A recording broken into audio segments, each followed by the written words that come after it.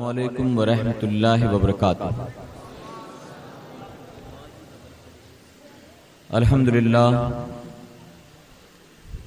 للہ رب العالمین والعاقبۃ للمتقین والصلاة والسلام علی سید الانبیاء والمرسلین، اما بعد فاعوذ باللہ من الشیطان الرجیم، بسم اللہ الرحمن الرحیم۔ وقل رب زدنی علما، صدق اللہ مولانا العلی العظیم وصدق النبی الامین المختار الکریم، ونحن علی ذلک لمن الشاہدین والشاکرین والحمد للہ رب العالمین۔ باد توحید کے متوالوں، شمع رسالت کے پروانوں، غوث و خواجہ اور رضا کے چاہنے والوں، آئیے سب سے پہلے ہم اور آپ نہایت ہی ادب اور احترام کے ساتھ اپنے اور ساری کائنات کے مرکز عقیدت جناب محمد رسول اللہ صلی اللہ تعالی علیہ وسلم کی بارگاہ بے کس پناہ میں جس طرح سے میں آپ کو پڑھاؤں میرے ساتھ مل کر بآواز بلند ہدیہ غلامی درود و سلام کے انداز میں پیش کریں۔ پڑھیں الصلاۃ والسلام علیک یا رسول اللہ، الصلاۃ والسلام علیک یا حبیب اللہ، الصلاۃ والسلام علیک یا نور اللہ، وعلی آلک واصحابک یا حبیب اللہ صلی اللہ تعالی علیہ وسلم۔ رب کعبہ کی بارگاہ میں دعا ہے، مولا اپنے حبیب صاحب الاولاق صلی اللہ تعالی علیہ وسلم کے صدقہ دوفیل ہم تمام حاضرین اور سامعین کو تو ماہ شعبان کے فیوز و برکات سے مالا مال فرما۔ اپنے حبیب کے صدقہ دوفیل ہمیں خیر و عافیت کے ساتھ ماہ رمضان نصیب فرما، اور مولا جب تو نے ہم گناہگاروں سیاکاروں کو بنا مانگے شب معراج عطا کی تو ہم تجھ سے مانگتے ہیں ہمیں خیر و عافیت کے ساتھ شب برات اور شب قدر نصیب فرما۔ منبر رسول پر جلوہ افروز علماء اکرام، سادات اعظام، بالخصوص سید پیر پاشا قادری صاحب اور ساتھ ہی سید معروف شاہ علی قادری صاحب اور سراج بابا جنیدی اور دیگر مشائخ اکرام جو اس وقت منبر رسول پر جلوہ افروز ہیں، یہ وہ سادات اکرام ہیں جن کے حوالے سے بریلی کے تاجدار امام احمد رضا خان فاضل بریلوی رضی اللہ تعالیٰ عنہ یوں ارشاد فرماتے ہیں، تیری نسل پاک میں ہے بچہ بچہ نور کا، تیری نسل پاک میں ہے بچہ بچہ نور کا، تو ہے عین نور تیرا سب گھرانہ نور کا۔ آج ان کی موجودگی میں آپ کے سامنے کچھ کہنے کچھ سنانے کا موقع میسر آیا۔ میرے پیارے آقا علیہ الصلوۃ والتسلیم کے پیردیوانوں، سب سے پہلے میں کچھ باتیں ان کے حوالے سے عرض کرنا چاہوں گا۔ آج ہم اور آپ اگرچہ سادات کرام کی محبت کا، ان کے احترام کا، ان کی تعظیم کا کتنا ہی دعویٰ کیوں نہ کر رہے ہوں، لیکن اس کے باوجود اگر کہوں تو غلط نہیں ہوگا، ان کا احترام جس انداز میں ہونا چاہیے ہم اور آپ کتنی بھی کوشش کریں لیکن اس کا حق ادا کرتے ہوئے نظر نہیں آتے۔ میرے پیارے آقا علیہ الصلوۃ والتسلیم کے پیردیوانوں، ہمیں نبی کریم صلی اللہ علیہ وسلم کے عاشق صادق، اس صدی کے مجدد اور مجدد اعظم امام احمد رضا خان فاضل بریلوی رضی اللہ تعالیٰ عنہ نے سادات اکرام کا احترام اور ان کی تعظیم کرنے کا ایسا درس اور ایسا سبق عطا فرمایا ہے کہ ہم اور آپ اگر صرف اس پر بھی عمل کر لے جائیں تو ہماری نجات اور ہماری بخشش کے لیے کافی ہوگا انشاءاللہ۔ سادات اکرام کا احترام کس طرح کیا جائے، اگر اس کو سمجھنا ہے تو آئیے تھوڑی دیر کے لیے میں آپ کو بریلی شریف کی سرزمین پر لے چلوں۔ فرمایا گیا کہ بریلی شریف کی سرزمین پر یہ اس دور کی بات ہے جب امام احمد رضا خان فاضل بریلوی رضی اللہ تعالیٰ عنہ موجود تھے، اس وقت اگر کسی بڑے عہدے کسی بڑے رتبے والے کو ایک جگہ سے دوسری جگہ جانا ہوتا تھا تو کہار آتے تھے اور ڈولی میں بٹھا کر اس کو لے جایا کرتے تھے۔ اس دور میں بائک کا یا آٹو یا ٹیکسی کا رواج نہیں تھا، بلکہ کچھ مزدور آتے کاندھے پر ڈولی کے ذریعے بٹھا کر انہیں لے جایا کرتے تھے۔ اعلیٰ حضرت عظیم البرکت کو بھی کہیں جانا تھا، گھر کے خدام گئے اور کہاروں کو بلا لائے، ڈولی لائی گئی، دروازے پر لا کر ڈولی کو رکھ دیا گیا۔ اعلیٰ حضرت عظیم البرکت اپنے کمرے سے نکلے، جا کر اندر بیٹھ گئے۔ آپ کا تشریف فرمانا تھا کہ مزدور جو کہار تھے انہوں نے ڈولی کو کاندھے پر اٹھایا، چاروں طرف سے 4 مزدوروں نے ڈولی کو اٹھایا اور وہ چل پڑے۔ اعلیٰ حضرت عظیم البرکت اندر تشریف فرما ہے اور کہار لے کر چلے ڈولی کو۔ ابھی چند قدم گئے تھے کہ اعلیٰ حضرت عظیم البرکت اندر سے آواز دیتے ہیں ڈولی کو فوراً نیچے اتارو، اس کو جلدی نیچے اتارا جائے۔ مزدوروں نے سنا، ڈولی کو نیچے اتار دیا۔ جانتے ہو جب ڈولی کو نیچے اتارا گیا تو آپ فرماتے ہیں آپ چاروں میں مجھے سچ سچ بتاؤ سید زادہ کون ہے؟ آپ چاروں میں مجھے بتائیے سید کون ہے؟ چاروں سر جھکائے کھڑے ہیں، کوئی جواب نہیں دیتا۔ اعلیٰ حضرت عظیم البرکت فرماتے میں تمہیں اللہ کے محبوب جناب محمد رسول اللہ صلی اللہ علیہ وسلم کا واسطہ دیتا ہوں، مجھے بتاؤ سید کون ہے؟ ایک مزدور، ایک کہار جو تھا، وہ گردن کو جھکائے عرض کرتا ہے کہ اے امام محمد رضا، میں ہی سید زادہ ہوں۔ آپ نے فرمایا کہ اللہ کے محبوب جناب محمد رسول اللہ صلی اللہ علیہ وسلم کے صاحبزادے، آخر آپ کو یہ ضرورت کیوں پیش آئی؟ آخر آپ نے یہ کیوں کیا؟ تو جانتے وہ سید صاحب کیا جواب دیتے ہیں؟ فرماتے میں بریلی کا نہیں بلکہ باہر کا رہنے والا ہوں، روزی روٹی کے لیے میں اپنے بیوی بچوں کو لے کر یہاں آیا، کئی دن سے بھٹک رہا تھا لیکن کوئی ذریعہ معاش نہ ملا، کوئی روزی روٹی کا ذریعہ نہ ملا، آخر کار میری کچھ سمجھ میں نہیں آیا، سید ہوں، دوسروں کے سامنے ہاتھ پھیلا کر بھیک تو نہیں مانگ سکتا، سید ہوں، زکوٰۃ صدقہ تو نہیں لے سکتا، اسی لیے ان مزدوروں کے ساتھ ہو لیا کہ کم سے کم کچھ نہ صحیح مزدوری کر کے اپنے بیوی بچوں کا پیٹ پالوں گا، کم سے کم یہ ڈولی اٹھا کر اپنے بیوی بچوں کا پیٹ پالوں گا۔ اتنا سننا تھا کہ اعلیٰ حضرت عظیم البرکت کی آنکھوں سے آنسو چھلک پڑتا ہے۔ آپ اپنے سر پر موجود امامہ شریف اتارتے ہیں، ان کے قدموں میں رکھ دیا اور عرض کرتے ہیں کہ آپ مجھے معاف فرمائیے، آپ مجھے معاف فرمائیے۔ اعلیٰ حضرت زارو قطار رو رہی ہیں، آپ کے آنسوؤں کو دیکھ کر وہ سید زادے بھی رو رہے ہیں۔ اللہ اکبر، میرے پیارے آقا علیہ الصلوۃ والتسلیم کے پیروانوں، یہاں تک کہ سید زادے نے ان کو اٹھایا، اپنے سینے سے لگایا اور فرماتے ہیں کہ آپ سے کوئی غلطی نہیں ہوئی، آپ سے کوئی خطا نہیں ہوئی، آپ نے یہ جان بوجھ کر نہیں کیا ہے، میں ضرورت مند ہوں، آپ نے میری مدد کی، آپ نے میری ضرورت پر میری مدد کی، آخر اس میں آپ روتے کیوں ہیں؟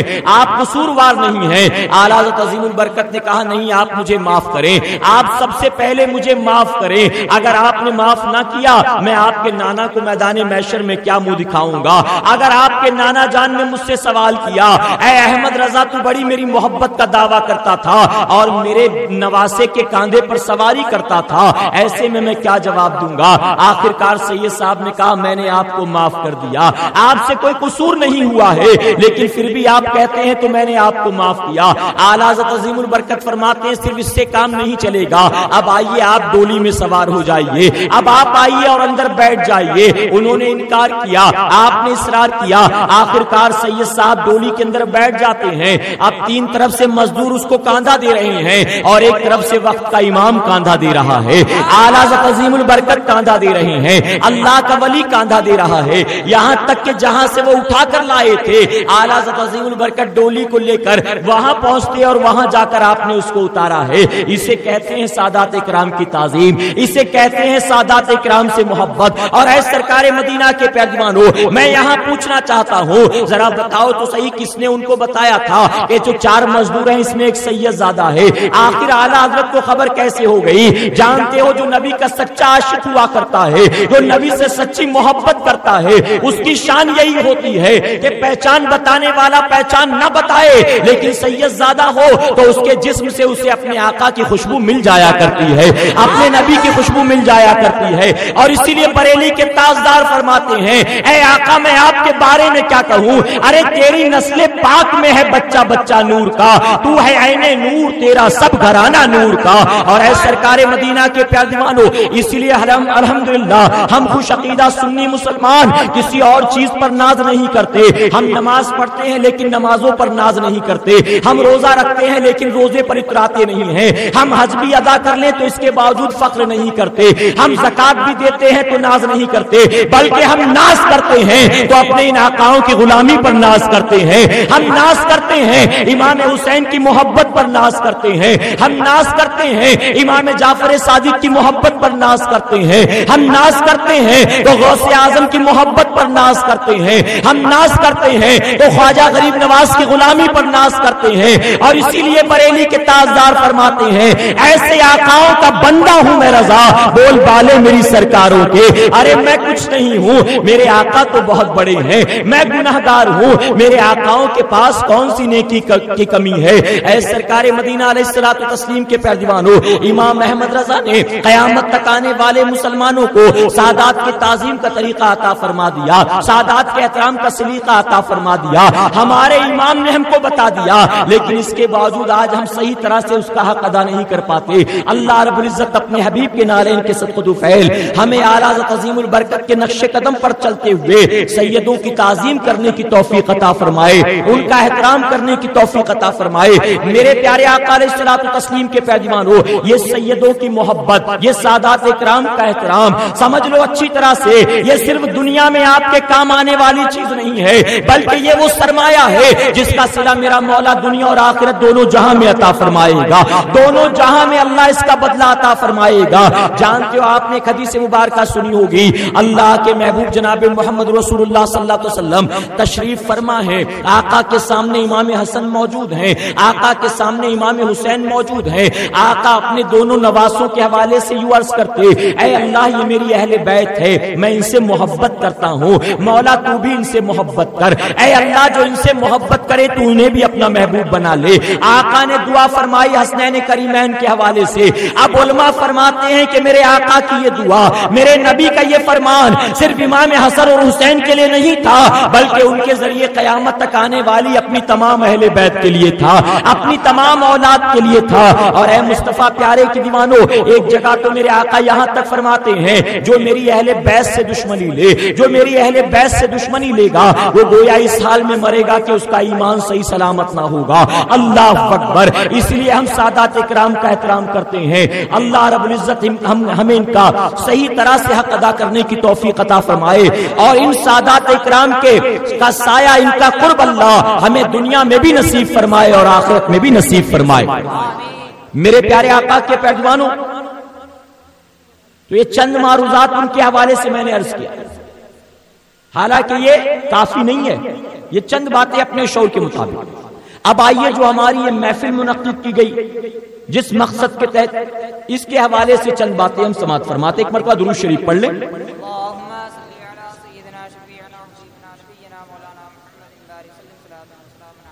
میرے پیارے آقا علیہ الصلوۃ والتسلیم کے پیارے دیوانوں، رب قرآن مقدس میں ارشاد فرماتا ہے وَقُلْ رَبِّ زِدْنِي عِلْمًا۔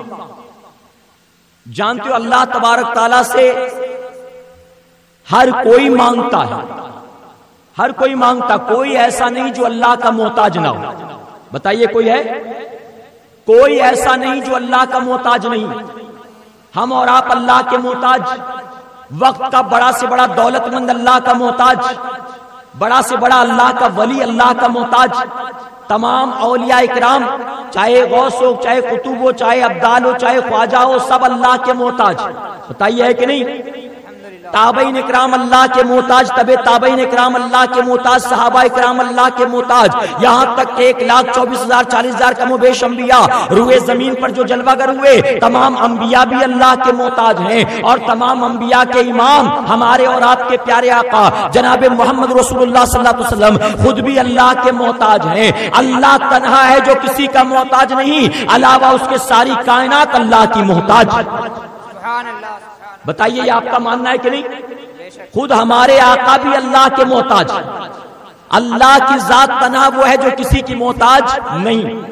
میرے پیارے آقا کے پیروانوں، ہر کوئی اللہ سے مانگتا ہے، ہم بھی اللہ سے مانگتے، اولیاء اللہ بھی اللہ سے مانگتے، انبیاء علیہ الصلوۃ والتسلیم بھی اللہ سے مانگتے، لیکن ہر ایک مانگنے والے کا انداز یا مانگنا ایک جیسا نہیں ہوتا. ہر کوئی اپنے اپنے شعور کے مطابق، اپنی اپنی صلاحیت کے مطابق، اپنی اپنی ضروریات کے مطابق مانگتا ہے. ہوتا ہے کہ نہیں ہوتا ہے؟ ہم اپنی دنیا کو دیکھتے، اپنی پریشانی کو دیکھتے، اپنی مصیبت کو دیکھتے، اپنی ضروریات کو دیکھتے، اپنے گھر بار کو دیکھتے، اپنے کاروبار کو دیکھتے، اور پھر اس اعتبار سے اللہ کی بارگاہ میں دعا کرتے. اولیاء اللہ اپنے شعور کے مطابق اللہ کی بارگاہ میں دعا کرتے، انبیاء علیہ الصلوۃ والتسلیم اپنے شعور کے مطابق اللہ کی بارگاہ میں دعا کرتے. تمام کے تمام اللہ کی بارگاہ سے مانگتے ہیں. لیکن جانتے ہو جب مانگنے کی باری ہمارے اور آپ کے پیارے آقا جناب محمد رسول اللہ صلی اللہ علیہ وسلم کی آئی، جب آقا کے مانگنے کی باری آئی تو آقا نے کچھ نہیں مانگا، بلکہ اللہ نے اپنے حبیب کو مانگنے کا طریقہ عطا فرما دیا. محبوب کیا مانگنا ہے یہ مانگنے کا طریقہ بھی میں تمہیں سکھاؤں گا. اور جانتے ہو رب نے کیا فرمایا؟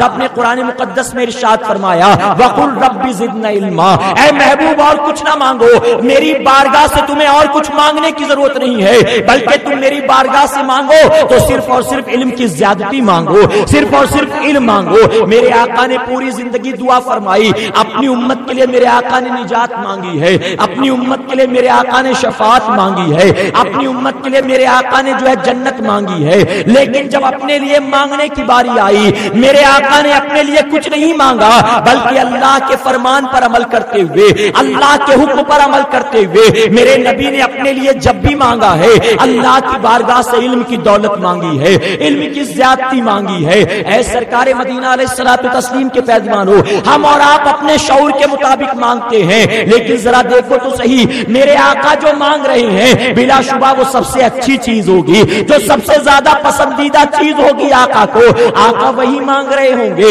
اور آقا اپنی مرضی سے نہیں مانگ رہے ہیں، بلکہ اللہ نے فرمایا محبوب مجھ سے یہ مانگو، علم کی زیادتی مانگو. تو ظاہر ہے اللہ نے محبوب کو وہی چیز مانگنے کا حکم دیا ہوگا جو اللہ کو پسند ہے، جو اللہ کے حبیب کو پسند ہے. اے سرکار مدینہ علیہ الصلوۃ والتسلیم کے پیروانوں، جب علم کی زیادتی اللہ کو پسند ہے، علم کی زیادتی اور نافع علم اللہ کے حبیب کو پسند ہے، ہم اور آپ ان کے امتی ہیں. ہمارا معاملہ یہ ہونا چاہیے جو ہمارے آقا کو پسند ہے وہی ہم اپنی پسند بنا لے. اپنی پسند ناپسند کو قربان کر دو اپنے آقا کی پسند پر. جب میرے نبی نے پوری زندگی اپنے لیے علم کی زیادتی مانگی تو امتیوں کو چاہیے کہ وہ بھی اپنے لیے علم کی زیادتی طلب کرے، وہ بھی اپنے لیے علم نافع مانگا کرے، وہ بھی علم دین کی دعا مانگا کرے. اے مصطفیٰ پیارے کے دیوانوں، آج کے دور میں مسلمانوں کا جائزہ لو.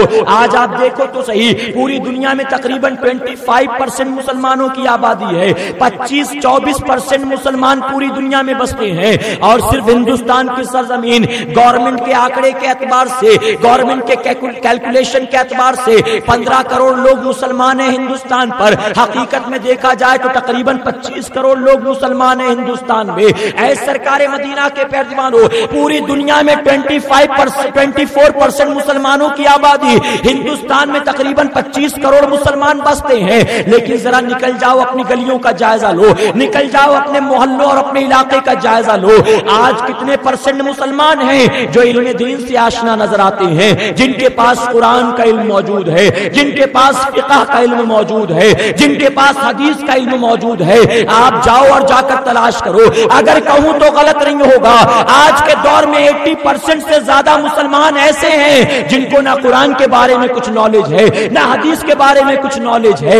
اے سرکار مدینہ علیہ الصلوۃ والتسلیم کے پیروانوں، علم دین کی دوری کا معاملہ یہ ہے، آج دین سے دوری اختیار کرنے کے معاملے میں مسلمان اتنا ایڈوانس ہو گیا ہے. آج کے دور کے مسلمان کو پاکی ناپاکی کے مسائل معلوم نہیں ہیں. آج کے دور کے مسلمان کو اگرچہ جمعہ کی 2 رکعت نماز فرض پڑھنے آتا ہے، لیکن سوال پوچھو تو نماز میں کتنی باتیں فرض ہیں، نماز میں کتنے شرائط ہیں، نماز میں کیا باتیں واجب ہیں، آج کے دور کا مسلمان جواب نہیں دے سکتا. اے سرکار مدینہ کے پیروانوں، آج جب بدعقیدگی تیزی کے ساتھ پھیل رہی ہے، آج جب گمراہی تیزی کے ساتھ پھیل رہی ہے، ہمارے اپنے بھائی کو ہم سے چھین کر لے جایا جا رہا ہے اور اولیاء اللہ کا گستاخ بنایا جا رہا ہے، ان کے دلوں سے نبی کی محبت کی شمع کو بجھایا جا رہا ہے. آپ دیکھو ایسے دور میں کیا ضرورت اس بات کی نہیں ہے کہ اپنے رشتے کو دین سے مضبوط کر دے؟ کیا ضرورت اس بات کی نہیں ہے کہ ہم قرآن و حدیث سے اپنا رشتہ مضبوط کریں؟ آج اگر ہم سے کوئی سوال پوچھے یہ جو تم میلاد مناتے ہو یہ کہاں سے ثابت ہے؟ یہ جو تم کنڈے کی نیاز کرتے ہو یہ کہاں سے ثابت ہے؟ یہ اولیاء اللہ کا جو عرس مناتے ہو یہ کہاں سے ثابت ہے؟ تم کہتے ہو نبی کو علم غیب ہے، کہاں سے ثابت ہے؟ تم کہتے ہو نبی حاضر و ناظر ہے، نبی زندہ ہے، کہاں سے ثابت ہے؟ بتاؤ کتنے % مسلمان ہیں جو اس کا جواب دے سکتے ہیں؟ آج مارکیٹ میں یہ سوالات بالکل عام ہیں، لیکن جواب کتنے لوگ دے سکتے بتائیے؟ اللہ ماشاءاللہ۔ آج کے دور کے مسلمان کو موبائل کے بارے میں زیادہ نالج ہے، آج کے دور کے مسلمان کو کمپیوٹر کے بارے میں زیادہ نالج ہے، آج کے دور کے مسلمان کو کرکٹ کے بارے میں زیادہ نالج ہے، آج کے دور کے مسلمان کو فلموں کے بارے میں زیادہ نالج ہے، آج کے دور کے مسلمان کو ہیرو ہیروئن کے بارے میں زیادہ نالج ہے، آج کے دور کے مسلمان کو امریکہ اور لندن کے بارے میں زیادہ نالج ہے، آج کے دور کے مسلمان کو اوباما اور اسامہ کے بارے میں زیادہ نالج ہے، لیکن دین کے معاملے میں بالکل زیرو ہے۔ دنیاوی موضوع پر گفتگو چلے تو گھنٹوں بات کرنے کے لیے تیار ہیں، ہمارے پاس بہت مواد ہے، ہم ایک گھنٹہ کرکٹ پر ڈسکشن کر سکتے ہیں، ہم 2 4 گھنٹہ پالیٹکس پر ڈسکشن کر سکتے ہیں، ہم اوباما کے بارے میں بہت کچھ جانتے ہیں، ہم طالبان کے بارے میں بہت کچھ جانتے ہیں۔ اے سرکار مدینہ علیہ الصلوۃ والتسلیم کے پیروانوں، ان دنیاوی موضوعوں پر گفتگو چلے تو مسلمان بڑا اسمارٹ ہے، بہت بات کرنا جانتا ہے، لیکن قبر میں جو 3 سوال ہوں گے ان سوالوں کے بارے میں کتنی معلومات ہے، وہاں جو جواب دینے ہیں اس کے بارے میں کتنی معلومات ہے، میدان محشر میں جو حساب کتاب ہوگا اس کے بارے میں کتنی معلومات ہے۔ اللہ ماشاءاللہ، میں مشائخ کرام کی بات نہیں کرتا، علماء کرام یا حفاظ کرام کی بات نہیں کرتا، میں عام عوام کی بات کرتا ہوں۔ اے مصطفیٰ پیارے کی دیوانوں، ہمارے معاشرے میں اگر پڑھے لکھے لوگ بھی موجود ہیں، ہمارے معاشرے میں اگر حفاظ قرآن یا ہمارے معاشرے کے اندر عالم موجود ہیں تو ان کی پرسنٹیج کتنی ہے بتائیے؟ ان کو دیکھا جائے تو بہت ہوگا تو 100 میں 5 مل جائیں گے، ہماری تعداد زیادہ ہے، لیکن دیکھو تو صحیح ہمارے پاس کیا ان سوالوں کا جواب موجود ہے؟ اے سرکار مدینہ علیہ الصلوۃ والتسلیم کے پیروانوں، جانتے ہو جنت میں اللہ تبارک تعالیٰ نے جو فرشتوں کو حکم دیا تھا آدم کا سجدہ کرنے کے لیے، اس کا ریزن کیا تھا؟ فرشتوں نے ان کا سجدہ کیوں کیا تھا؟ ان کا چہرہ بہت خوبصورت تھا، وہ بہت حسن و جمال والے تھے اس لیے سجدہ کیا گیا، ان کا قد بہت لمبا چوڑا تھا اس لیے ان کو سجدہ کیا گیا۔ اے سرکار مدینہ کے پیروانوں، اللہ نے ان کو دستے قدرت سے پیدا کیا اس لیے ان کو سجدہ کیا گیا، اللہ نے ان کو بنایا اپنے ہاتھوں سے اس لیے ان کو سجدہ کیا گیا، وہ سب سے پہلے انسان تھے اس لیے ان کو سجدہ کیا گیا۔ آخر ان کو سجدہ کیوں کیا گیا؟ ان تمام خوبیوں کی وجہ سے ان کا سجدہ نہیں کرایا گیا، بلکہ ان کو فرشتوں نے سجدہ کیا ہے تو صرف ان کے علم کی بنیاد ان کا سجدہ کیا ہے، ان کی صلاحیت کی بنیاد ان کو سجدہ کیا ہے۔ اللہ تبارک تعالیٰ نے فرشتوں سے فرمایا ان تمام چیزوں کے نام تم بتاؤ، فرشتے جواب نہ دے سکے۔ اے مولا تو نے ہمیں جو سکھایا ہم وہی جانتے ہیں، ہم اس سے زیادہ کچھ نہیں جانتے۔ جب وہی سوالات آدم علیہ السلام سے کیے گئے، آدم علیہ السلام ایک سوال کا بخوبی جواب دیتے رہے، آپ نے صرف چیزوں کا نام نہیں بتایا ہے بلکہ قیامت تک ان کا استعمال بھی بتا دیا ہے، ہر چیز آپ نے گنا دی ہے۔ جب آپ کو دکھایا گیا اے فرشتوں تمہارے ساتھ تمہارے پاس جو ہے ان سوالوں کا جواب موجود نہیں ہے جن سوالوں کا جواب میرا آدم دے سکتا ہے، میرا نبی دے سکتا ہے، میرا بندہ دے سکتا ہے، تو رب نے فرمایا چلو ان کا سجدہ کرو۔ کیا پتا چلا کسی اور خوبی کی وجہ سے سجدہ نہیں کرایا گیا بلکہ ان کے علم کی بنیاد ان کا سجدہ کرایا ہے۔ اور کسی شاعر نے بڑے پیارے انداز میں کہا بدل ڈالا ہے اب تو اپنا انداز بیاں ہم نے، بدل ڈالا ہے اب تو اپنا انداز بیاں ہم نے، نہیں تو بند کر دی تھی فرشتوں کی زباں ہم نے۔ وہ ہمارے باپ آدم تھے جنہوں نے فرشتوں کو لاجواب کر دیا تھا، وہ ہمارے باپ آدم تھے، فرشتے جس کا جواب نہ دے پائے اس کا جواب انہوں نے دیا تھا، وہ ہمارے باپ آدم تھے جن کے سامنے فرشتوں نے سر جھکا دیا تھا۔ لیکن انہی آدم علیہ السلام کی اولاد کو دیکھا جائے اکثریت جاہلوں کی نظر آتی ہے، اکثریت بے پڑھے لکھوں کی نظر آتی ہے۔ آج کے دور کا باپ اس بات کی فکر کرتا ہے کہ میں اپنے بیٹے کو کانوینٹ اسکول میں پڑھاؤں، اس بات کی فکر کرتا ہے میں اپنے بیٹے کو انجینئر بناؤں، اس بات کی فکر کرتا ہے میں اپنے بیٹے کو اعلیٰ سے اعلیٰ انگریزی تعلیم دوں۔ لیکن دینی تعلیم کی بتائیے کتنے ماں باپ فکر کرتے نظر آتے ہیں؟ کتنے والدین ہیں جو اس بات کی فکر کرتے ہیں کہ میں اپنے بچے کو حافظ قرآن بناؤں گا، میں اپنے بچے کو عالم دین بناؤں گا؟ کتنے پرسنٹ بتائیے؟ 23 سالوں کے بعد آج آپ کے بسوا کلیان کی سرزمین پر آپ ہی کے سنی مدرسے سے 3 بچے فارغ ہو کر نکلے ہیں۔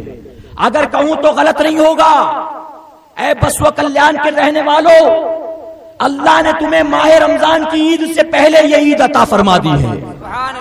یہ تمہارے لیے خوشی کی بات ہے کہ تمہارے اپنے بچے تمہارے اپنے مدرسے سے حافظ قرآن بن کر نکل رہے ہیں۔ سبحان اللہ، سبحان اللہ، نعرہ تکبیر، نعرہ تکبیر، نعرہ رسالت، علماء اہل سنت۔ میرے پیارے آقا کے پیروانوں، میں ان بچوں کو، ان کے والدین کو مبارکباد دوں گا، ان کے مدرسین کو مبارکباد دوں گا، ساتھ ہی دارالعلوم جنہوں نے قائم کیا، آج جو اس کے انتظامیہ ہیں، ان سب کو مبارکباد دوں گا۔ اللہ ان سب کو جزائے خیر عطا فرمائے۔ آمین۔ ہم اور آپ زبان سے شکریہ ادا کرنے کے، چند تعریفی کلمات بولنے کے علاوہ اور کچھ نہیں کر سکتے۔ جانتے ہو انہیں کیا ملے گا اللہ کی بارگاہ سے؟ میرے آقا ارشاد فرماتے تم میں سب سے اچھا وہ ہے جو قرآن پڑھتا ہے اور قرآن پڑھاتا ہے۔ سبحان اللہ، سبحان اللہ۔ یہ ان کے اساتذہ کا